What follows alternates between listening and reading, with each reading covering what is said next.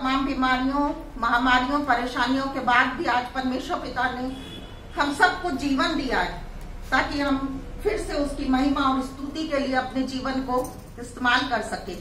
उसके बाद मैं अपने आदरणीय पास साहब को भी धन्यवाद देती हूँ कि उन्होंने आज हम महिलाओं को ये मौका दिया कि हम चर्च में अपनी प्रेजेंस के द्वारा और इसमें भाग लेके आगमन के प्रथम सप्ताह में और महिलाओं की भागीदारी को दर्शा सके। और महिलाओं की अगर भागीदारी है तो जिम्मेदारियां भी हैं जो हमें कलीसियाई तौर पे हम महिलाओं को उठानी है। तो आइए हम वचन में जाने से पहले एक छोटी सी प्रार्थना करेंगे और पवित्र आत्मा को अपने आप को सौंपेंगे ताकि आज का वचन फिर से हमारे हृदयों में कार्य करे और हमारे अंदर उस सामर्थ्य को पैदा करे जो प्रभु यीशु मसीह हमारे जीवन से चाहते हैं। थोड़ी देर के लिए अपने मनों को खाली करेंगे, तमाम जिंदगी की बातों को, सांसारिक बातों को हटाते हुए हम अपने आप को समर्पित करेंगे। धन्यवाद, धन्यवाद, धन्यवाद और स्तुति के योग्य परम पवित्र स्वर्ग में विराजमान प्रभु यीशु मसीह, आज हम सब फिर से इकट्ठे होकर खुदावंद आपके चरणों में आए हैं और यह आपकी बड़ी दया अनुग्रह का फल है पिता परमेश्वर कि हम यहाँ उपस्थित है। प्रभु हमारे कुछ ऐसे अच्छे कार्य नहीं खुदावंद, हमारी कोई योग्यता नहीं पिता परमेश्वर, पर आपकी बड़ी दया है खुदावंद हमारे जीवनों में कि प्रभु आपने आज तक हमें जीवित रखा है। क्योंकि दाऊद राजा ये कहता है कि मिट्टी तेरा धन्यवाद नहीं कर सकती। जब हम कब्र में चले जाएंगे तो प्रभु तब हम आपका धन्यवाद, स्तुति, महिमा नहीं कर सकते। जब तक ये जीवन है, जब तक हमारे शरीरों में प्रभु ये सांस है, तभी तक हम आपके उन कार्यों को जो आपने हमारे जीवन के लिए रखे हैं, एक पर्पस जो आपने हमारे जीवन के लिए रखा है, उसको हम पूरा करने पाएंगे। धन्यवाद देते प्रभु जी।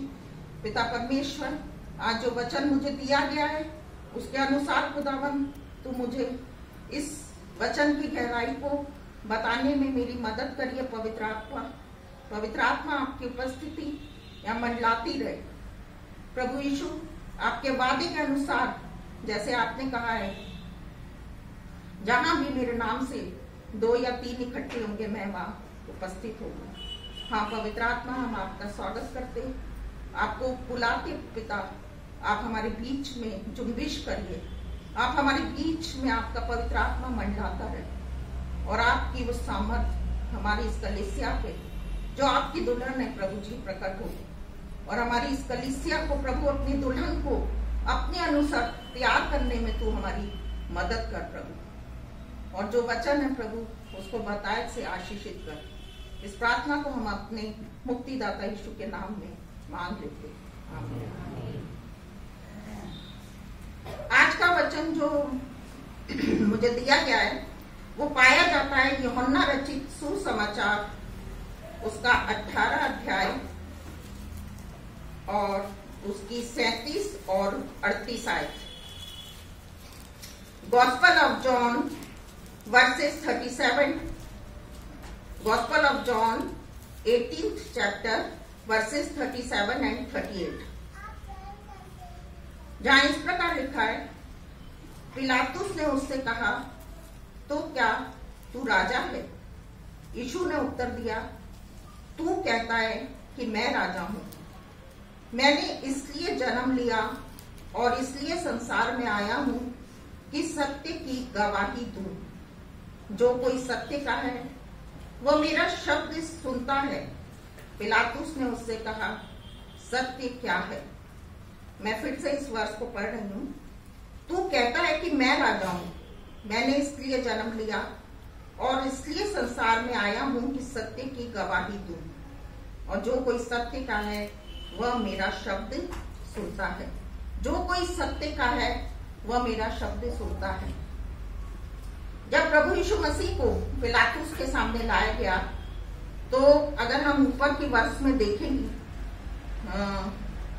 वर्ष 33 में 33 एंड 34 को हम देखेंगे तब पिलातुस फिर किले के भीतर गया और यीशु को बुलाकर उससे पूछा, क्या तू यहूदियों का राजा है? यीशु ने उत्तर दिया, क्या तू यह बात अपनी ओर से कहता है या दूसरों ने मेरे विषय में तुझसे यह कहा? पिलातुस ने उत्तर दिया, क्या मैं यहूदी हूँ? तेरी ही जाति और प्रधान याजकों ने तुझे मेरे हाथ सौंपा है। तूने क्या किया है? यीशु ने उत्तर दिया, मेरा राज्य इस संसार का नहीं। यदि मेरा राज्य इस संसार का होता तो मेरे सेवक लड़ते कि मैं यहूदियों के हाथ सौंपा ना जाता, परंतु मेरा राज्य यहाँ का नहीं है। परमेश्वर पिता अपने वचन के पढ़े और सुने जाने पर आशीष दे। यहाँ पर पिलातुस जो है बार बार इस बात को प्रभु यीशु मसीह से बुलवाना चाहता है कि प्रभु यीशु मसीह अपने मुंह से कहे कि मैं राजा हूँ। और पहले वो पूछता है कि क्या तू यहूदियों का राजा है? फिर आगे लिखा है कि तो क्या तू राजा है? पर प्रभु यीशु मसीह ने अपने को राजा कभी भी नहीं कहा, क्योंकि उन्होंने प्रभु यीशु मसीह ने उसके उत्तर में जब प्रभु यीशु मसीह से पिलातुस ने पूछा कि तो क्या तू राजा? यीशु ने उत्तर में कहा, तू कहता है कि मैं राजा हूँ, अर्थात मैं ये बात नहीं कहता। क्यों? क्योंकि मैंने इसलिए जन्म लिया और इसलिए संसार में आया हूँ कि सत्य की गवाही दूं। जो कोई सत्य का वो मेरा शब्द सुनता है। प्रभु यीशु मसीह के इस संसार में आने का प्रयोजन जो था वो हम पुराने नियम के पाठों से सुनते आए हैं कि उन्होंने कहा कि प्रभु का आत्मा मुझ पर है और मैं बंदियों को, कैदियों को छुटकारे का सुसमाचार देने के लिए आया हूँ।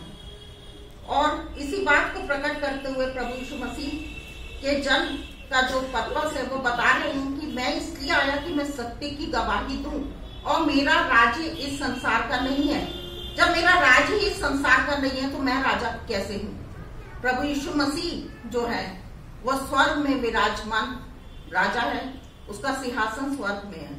केवल हम पापियों को, हम पाप की दशा में जो जकड़े हुए थे, हमारे छुटकारे के लिए परमेश्वर पिता ने जो हमसे प्रेम करते थे और पाप के कारण जो एक संबंध मानव जाति और परमेश्वर पिता का आपस में टूट गया था, उस संबंध को फिर से जोड़ने के लिए परमेश्वर पिता ने अपने पुत्र प्रभु यीशु मसीह को, अपने इकलौते पुत्र को भेजा था। और प्रभु यीशु मसीह कह रहे मैं सत्य की गवाही देने के लिए आया हूँ। और पिलातुस यहाँ पे पूछ रहा है कि सत्य क्या है। आज अगर हम देखें तो संसार के कई लोग, बहुत से लोग इस बात में उलझे कि सत्य क्या है, व्हाट इज ट्रूथ।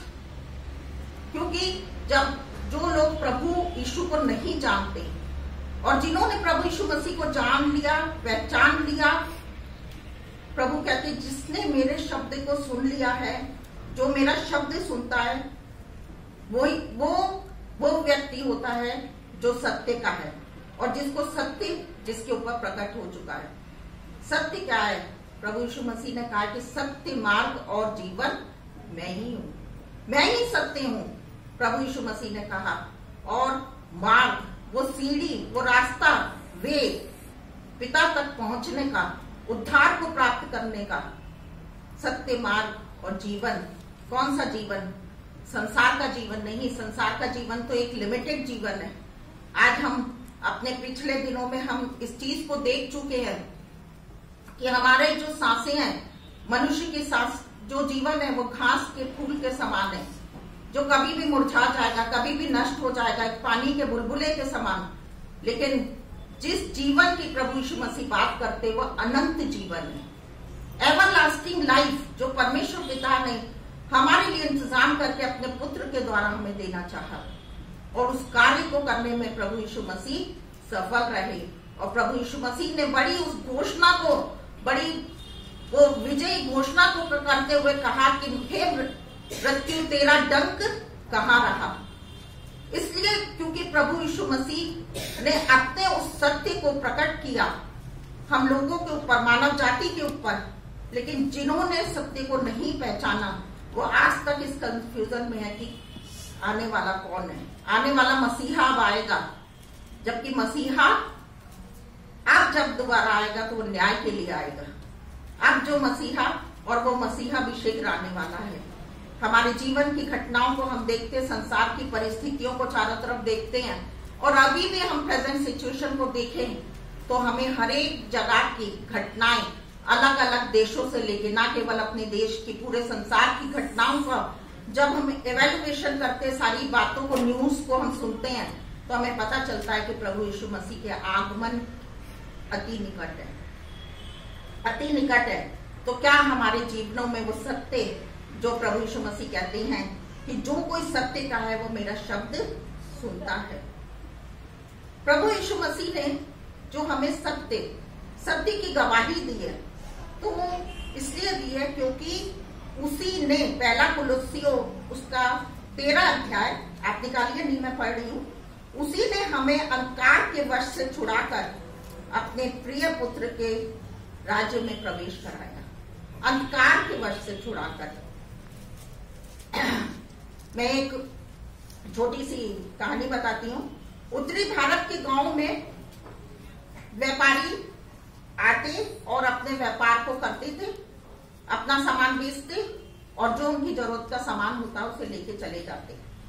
और उसी गांव में व्यापार की मंडी जिस दिन लगी थी, एक बुजुर्ग व्यक्ति अपनी बटेर को बेचने के लिए आए और उन्होंने उस बटेर के पैर में रस्सी बांधी थी और उस रस्सी का एक सिरा बटेर के पैर में था और दूसरा सिरा एक गोल आकार के लोहे के छल्ले में था जो पेड़ पर अटका था।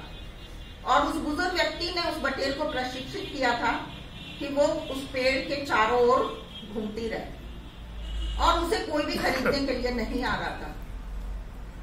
काफी देर के बाद एक व्यक्ति, उसको तरस आया कि ये बटेर बंधी हुई है और मैं इसे छुड़ा लेता हूँ, तो लेकिन उसकी कीमत अदा करनी पड़ेगी, और उसने वो पैसे देके उस बटेर को छुड़ा लिया, उसको खरीद लिया और फिर उसके पैर में से रस्सी को खोल दिया ताकि वो उड़ सके, और उसको उड़ाया भी कि वो उड़ सके। लेकिन वो बटेर थोड़ी दूर उड़ के दोबारा से उसी जगह पे आ गई और पेड़ के चारों ओर घूमने लगी। इसी प्रकार कई बार हमारा जीवन भी है, जबकि प्रभु यीशु मसीह ने अपने बहुमूल्य लहू के द्वारा हमारा छुटकारा कर दिया, हमें वो स्वतंत्रता का जीवन दे दिया। वचन कहता है कि तुम सत्य को पहचानोगे और सत्य तुम्हें स्वतंत्र करेगा। सत्य हमें अंधकार के वश से छुड़ाता है, और अंधकार जो है हमारे जीवन में किस रूप में, एक पाप के रूप में, पाप के रूप में व्यक्ति जब होता है तो पाप का दास बन जाता है। पाप का दास बन जाता है, वो पाप की उन्हीं बातों में, पाप किसी भी रूप का हो सकता है, नाना प्रकार के पापों का वर्णन हम इस पवित्र शास्त्र में पढ़ते हैं। संसार की अभिलाषाएं, बहुत सारी ऐसे अंधकार के कार्य जो बताए गए हैं, वो पाप के रूप में हमारे जीवन में हमें उस पाप का दास बना लेते हैं और व्यक्ति उन्हीं में उलझता रहता है और उससे निकलना नहीं चाहता। साधु सुंदर सिंह कहते हैं कि पाप जो है वो आत्मिक पदार्थों के स्वाद को बिगाड़ देता है। जिस प्रकार कभी रोग में हमारी जीभ का स्वाद खराब हो जाता है, और चाहे उस परिस्थिति में रोगी व्यक्ति को कितना भी स्वादिष्ट भोजन दिया जाए तो उसको बेस्वाद ही लगता है। इसी प्रकार जब पाप हमारे जीवन में कार्य करता है तो हमारे वो सत्य की बात जो है, जो परमेश्वर की वचन की जो सामर्थ्य है, उसके हृदय में कार्य नहीं कर पाती, और वो व्यक्ति सत्य को पहचानने के बजाय उन बातों में उलझता है, वाद विवाद करता है, क्योंकि वो उस पाप ने उसको इतना जकड़ रखा है कि उसके आत्मिक पदार्थों का जो स्वाद है वो खराब हो चुका है। प्रभु यीशु मसीह ने जब हमारी कीमत दे के उस क्रूस पे जिस उद्देश्य को करने के लिए आया था, जब पूरा किया, तो आज भी हम उस अंधकार की शक्तियों के बस में क्यों हैं? क्यों हमारे जीवन में वो परमेश्वर की सामर्थ कार्य नहीं कर रही है? प्रभु यीशु मसीह के आगमन को, प्रभु यीशु मसीह के जन्म दिवस को प्रति वर्ष मनाते हुए हमने अपने अपनी जीवन की जो आयु थी उसके कई वर्षों को पूरा कर लिया। लेकिन आज परमेश्वर का वचन हमें फिर से जागृत करना चाहता है कि हमें मन फिराने की, उस सत्य को पहचानने की आवश्यकता है। और यदि हमने प्रभु यीशु को अपने उद्धारकर्ता के रूप में स्वीकार कर लिया है, तो हमें फिर उन अंधकार के कार्यों में अपने जीवन को नहीं बिताना है, क्योंकि प्रभु यीशु के साथ जो हमारा चलने का जो सफर है, परमेश्वर पिता ने एक विशेष उद्देश्य से हम मानव को बनाया और हर एक के लिए इंडिविजुअली एक एक पर्पस को रखा है। कोई ऐसा नहीं कि हम फैमिली के रूप में रहते हैं तो पूरी फैमिली का एक ही पर्पस हो। If we are 4 or 5 or 6 members in one family, तो अगर हम जितने भी हैं इंडिविजुअली, परमेश्वर पिता ने हम सब के लिए अलग अलग उद्देश्य को रखा है। और जैसे जैसे हम मैच्योर होते जाते हैं और अगर हम परमेश्वर पिता की नजदीकी में हैं, तो पवित्र आत्मा अपने उस पर्पस को हमारे जीवन में पूरा करने में हमारा मार्गदर्शन करता है और हमें उस उद्देश्य को पूरा करने तक ले जाता है। लेकिन परमेश्वर पिता का जो उद्देश्य है प्रभु यीशु मसीह का, कि प्रभु यीशु मसीह ने कहा कि मैं सत्य की गवाही देने आया हूं। So we are the followers of Jesus Christ. प्रभु यीशु को मानने वाले हम सब लोग हैं। हम उसके नाम से ही अपने दिन की शुरुआत करते हैं और अंत करते हैं, और प्रतिदिन वो हमारे साथ साथ पवित्र आत्मा के रूप में वो चलता है। तो हमारी भी क्या जिम्मेदारी है कि हम उस सत्य की गवाही को दें, जो असत्यता के पीछे, जिस अंधकार की बातों में मनुष्य जाति नाश हो रही है, उसमें से उन लोगों को छुड़ाने के लिए, उन कैदियों को, उन बंदियों को छुड़ाने के लिए हमारा भी ये कर्तव्य है कि हम सत्य को लोगों तक पहुंचाएं, क्योंकि सत्य, मार्ग और जीवन प्रभु यीशु मसीह ही है। यूहन्ना 8:31 में तब यीशु ने उन यहूदियों से जिन्होंने उस पर विश्वास किया था कहा, यदि तुम मेरे वचन में बने रहोगे तो सचमुच मेरे चेले ठहरोगे, तुम सत्य को जानोगे और सत्य तुम्हें स्वतंत्र करेगा। सत्य ने हमें स्वतंत्र कर दिया। मैं आशा करती हूँ कि हम सब प्रभु यीशु मसीह के नाम में नया जन्म पाए हुए लोग हैं। और कहीं ना कहीं अगर आपको अपने जीवन को इवेल्युएट करने की, जब हम इवेल्युएट करते हैं और आपको कहीं ना कहीं ऐसा लगता है कि आज भी मेरे जीवन में प्रभु यीशु मसीह की सामर्थ कार्य नहीं कर रही है जैसा करनी चाहिए, तो आज भी हम जब भी परमेश्वर पिता के सामने अब समर्पित भाव से, पश्चातापी भाव से आते हैं, तो परमेश्वर पिता हमें फिर से उठाकर अपने उस सत्य को प्रकट करना चाहता है। हम देखते हैं कि प्रभु यीशु मसीह ने अपने सेवा कार्य के आरंभ से इन्हीं बातों को कहा कि मन फिराओ और सुसमाचार पर विश्वास करो। प्रभु यीशु मसीह ने अपने संसारिक जीवन में दृष्टांतों में बातें की। वो अलग अलग दृष्टांतों के द्वारा उपदेश देते थे और भीड़ उनके पीछे पीछे चलती थी। लेकिन अपने विश्वासियों के लिए उन्होंने कहा कि तुमको तो परमेश्वर के राज्य के भेदों की समझ दी गई है। परमेश्वर के राज्य के जो भेद हैं, वो ज्ञान, वो स्वर्गीय ज्ञान, वो पवित्र आत्मा के द्वारा जो दिया जाता है, वो हम विश्वासियों के लिए, हम प्रभु यीशु से प्रेम करने वाले लोगों के लिए रखा गया है। वो स्वर्ग की बातें वो हम पर प्रकट करना चाहता है ताकि कोई कंफ्यूजन ना रहे। मरियम जब प्रभु यीशु मसीह की कब्र पे रो रही थी तो प्रभु स्वर्गदूत आए, किसे ढूंढती हो? प्रभु यीशु मसीह खुद पीछे खड़े हैं। हमारे जीवन के हर कंफ्यूजन को, जैसे मरियम के कंफ्यूजन को प्रभु यीशु ने दूर किया कि हे नारी तू किसे ढूंढती है। आज भी जब हम पर प्रभु यीशु मसीह के सामने को ढूंढते हैं, खोजते हैं, उसको पाना चाहते हैं, तो प्रभु यीशु मसीह स्वयं प्रकट होकर हमारा मार्गदर्शन करने के लिए आज भी तैयार है, क्योंकि प्रभु आदि से अंत तक एक सा है, युगानुयुग एक सा है। जो परमेश्वर पिता ने प्राचीन काल में हमारे पूर्वजों के साथ आश्चर्य कर्मों को किए, वही परमेश्वर आज भी कार्य करेगा हमारे जीवन में। उसके लिए यही शर्त है कि क्या आपने सत्य को पहचान कर, आपको सत्य ने स्वतंत्र कर दिया कि नहीं उन अंधकार की शक्तियों से, तभी उसका शब्द आपके जीवन में, उसके शब्द वचन की सामर्थ्य आपके जीवन में कार्य करेगी। क्योंकि जो पाप करता है वो क्या हो जाता है? पाप का दास हो जाता है, और दास सदा घर में नहीं रहता।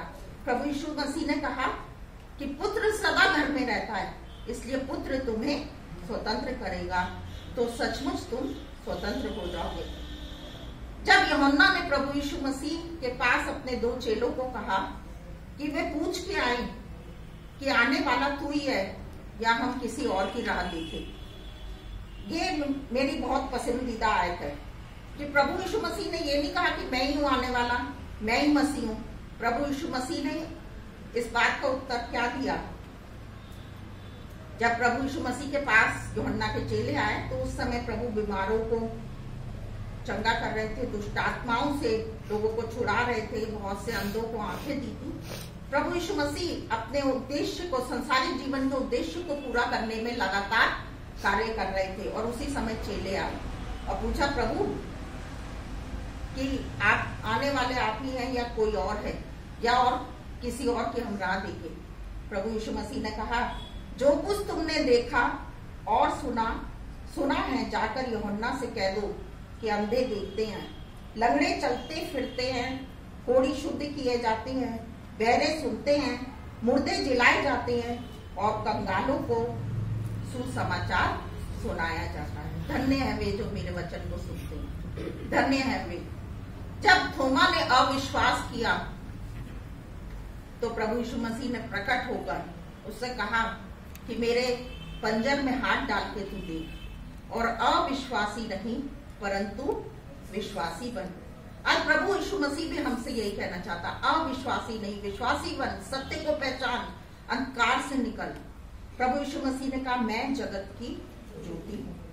और मत्ती के अध्याय 5 के 14 में हम पढ़ते हैं कि प्रभु यीशु मसीह कहते हैं, तुम जगत की ज्योति हो। अर्थात प्रभु यीशु मसीह कहते हैं कि जो मेरे वचन को मानता है वही मेरा चेला ठहरेगा। इसलिए जो ज्योति मेरे अंदर है वो ज्योति उसके अंदर प्रकट होगी। प्रभु यीशु मसीह को मानने वाले लोग नूर की मानी चमकेंगे, सितारों की मानी चमकेंगे। आपका उठना बैठना, बातचीत, हर एक चीज प्रभु यीशु मसीह की महिमा को प्रकट करेगी। जरूरी नहीं कि हम बाइबल को ले जाके हर चीज को, क्योंकि कई बार हम देखते हैं कि हमारे संसारिक जीवन में हर चीज इतनी सहज नहीं होती कि हम पवित्र शास्त्र को खुलेआम ले जाके बांटे। लेकिन हम जो प्रभु यीशु मसीह की जीवित पत्री हैं, चलती फिरती पत्री, हमारे कार्य, हमारे मुंह से निकलने वाले शब्द, हमारी सोच विचार, सबसे पहले तो परमेश्वर का वचन हमारे हृदय में भरा होना चाहिए। परमेश्वर का वचन जो है हमारी हृदय रूपी पटिया पे पूरा अंकित होना चाहिए, क्योंकि बाइबल कहती है कि जो कुछ हम सोचते विचारते वही हमारे मुंह से निकलता है। तो जिस चीज में आप बढ़ेंगे, जब ये वचन को जितना ज्यादा आप ग्रहण करेंगे, वो वचन आपके मुंह से, वो शब्द आपके मुंह से निकलेंगे।